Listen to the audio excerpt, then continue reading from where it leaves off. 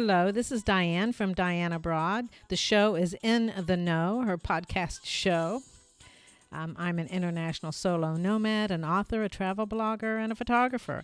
And I'm here to provide you writing tips, travel tips, and my views of life from savvy and thoughtful to quirky and humorous. The music that you hear, Jazz Infusion piece, was written for me by Raphael Javadov, an incredible Russian violinist.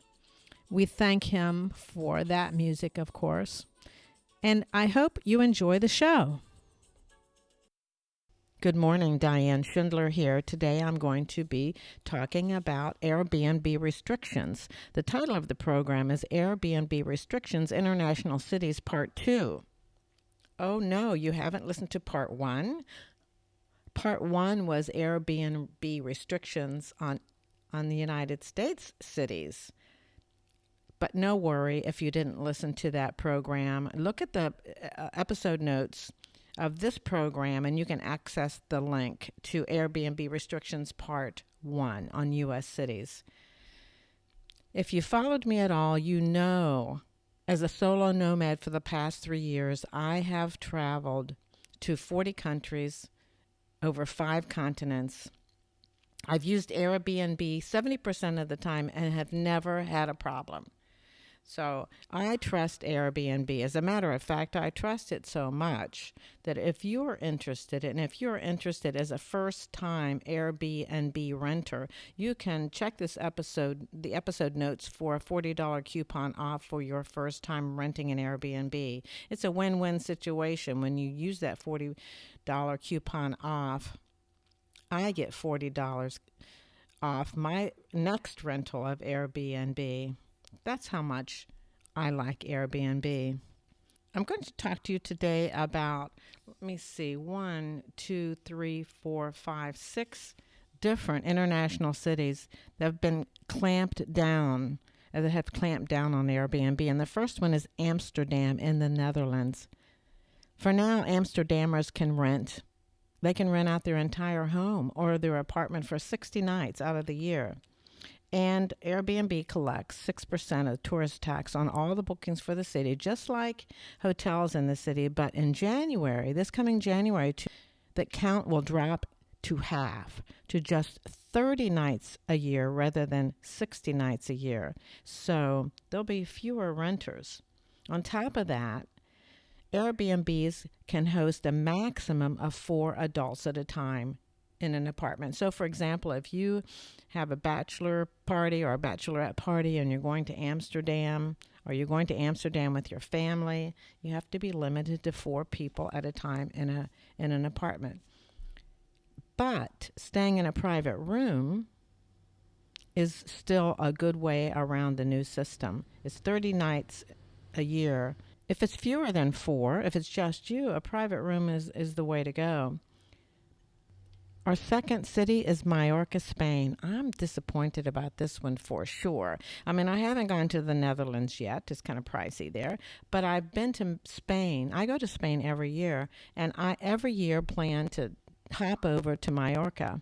This year especially, I was planning to do that. I hope I can. But in April of 2018, the local government in Mallorca banned almost all Airbnbs from the island. All Airbnb listings in apartment buildings were no longer legal except for detached homes, as long as these detached homes were not on protected lands or near the airport. Those that make the cut have to register with the municipal government. So look for, and this is important as we go through this podcast today, look for the license or registration number in the field on the listing's description. Now, for Mallorca, that license or registration number includes these letters as a starting point, TI, and then the registration number, TI. If you don't see this license or registration number in the information about the Airbnb for Mallorca, Spain, don't reserve it, because it could be canceled. It could be canceled. That was bad. That would be bad, and suddenly you wouldn't have a place to go. Paris, France. Whew, boy, it's expensive in Paris, France. I went there for the French Open a couple of years ago. I stayed a week. I didn't stay in Airbnb. I stayed a week in a hotel. I spent so much money, but I had a blast. Paris is one of Airbnb's most popular destinations. It has 65,000 listings in town. 65,000 Airbnb listings in town. That said, the city takes a hard line on policies. Hosts can only rent out their flats for 120 days a year, and they must get written approval from a landlord if they're renting themselves, and they have to register with the city. Again, check your listing for that license number. Illegal listings are fined immensely. I mean, for example, recently, an Airbnb host was forced to pay $53,800 in fines to her landlord for listing her apartment on Airbnb for the past 7 years. But it's not just the hosts that feel the pressure of these fines. Paris has leveled nearly $700,000 in fines to Airbnb itself in 2017 in Paris. I want to stop right here before I go to Barcelona, Spain, and explain to you my resources for this podcast. I mean, I didn't come up with this information on my own. I have resources like CondeNast Traveler, The Telegraph, Rueters, Skift, The Guardian, and so forth. So I will list resources that I used to gather this information in the episode notes. The other thing that I wanted to mention to you is, because you'll be traveling internationally, sometimes you are required to get a visa. And in order to do that, sometimes you can just go online and get a visa easily, like to Thailand or to some countries. It's just very, very simple. But then for me, for example, sometimes I want to get an extended visa. To get an extended visa in some countries, it requires that you go to the embassy in the United States. Well, I don't want to do that because I have to travel. I don't want to travel to get a visa. I found rushmytravelvisa.com. I'll put this in the episode notes as well. Rush My Travel Visa. I used it for a 2-month visa, an extended visa in Thailand recently. Now, if you know anything about some of these visas and you can't get to the embassy to get the visa, you have to go to an agency, get all your information to an agency, and mail your passport along with documentation to request a visa. Well, how nervous do you get about mailing your passport? I get very nervous about that, but I just did this with Rush My Travel Visa, and it was perfect. They were so helpful to me. I was kind of worried that they were scammers. You don't have to worry about scammers in this regard. And I found that indeed they weren't. I got my visa within 5 or 6 days. It was supposed to come in 10 days, and it came early. So I was just really relieved. As a result, they've asked me to be an affiliate for Rush My Travel Visa, and I've agreed to do so. If you find you need to get a visa and you're required to mail in your passport in order to acquire your visa, you can go to my website, diannabroad.com, and click on Rush My Travel Visa and know that you are in good hands. Okay, enough advertising. Let's go back to Barcelona, Spain now, as another city which has put restrictions on Airbnb apartments. Now, I've been to Barcelona a number of times. It's really a beautiful city. It requires that all Airbnb and short-term rental hosts register with the city, and they have to put their permit numbers online.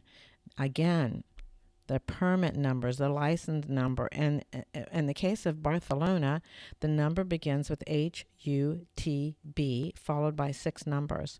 Make sure when you go to Airbnb for Barcelona to find that HUTB number. The city has a moratorium on new licenses since 2014. And how are those illegal listings identified out of the city's estimated 16,000 Airbnbs? Well, there's a team of 40 investigators that are cracking down and levying fines on illegal rental hosts. Let's go to Japan, the entire country. All of Japan has restrictions on Airbnbs now. Nearly 80% of the country's Airbnbs were pulled off the site in June of 2018, causing confusion among travelers who had already had existing bookings. And home sharing laws went into effect. Now hosts have to register for permission to share their home with the federal government under the hotel laws that promote fire and emergency safety. Hosts won't be able to rent out their homes for more than 180 days a year. Today, listings display the registration code in the description box. If you stay somewhere without the registration code, you run the risk of your accommodation being yanked at the last minute. Well, that would be no fun. It would cost more money. And the last one we're going to talk about today is Reykjavik. Reykjavik, Iceland. I bet you're seeing it everywhere. I know I am. It's being advertised everywhere as the place to go. Well, maybe, but right now I'm thinking, it's so cold. That's what I'm thinking. So the tourism is booming in Iceland, and so it makes sense that Airbnb would be too. But the practice has been regulated since 2017. People can rent out their apartments for up to 90 days per year before they need a hospitality license. So those people who want to become Airbnb hosts must register. Hosts need to get their Airbnb registered, which requires a meeting with the health and safety regulations. Your host may not list their license number publicly, so ask before you reserve an Airbnb. Ask about the registration number. It'll start with HG and followed by nine letters. Thank you so much for listening today. Airbnb restrictions for international cities. I hope that you have subscribed to my podcast.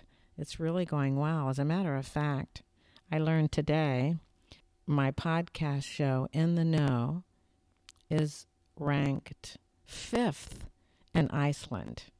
How did that happen? I don't know, but I love it.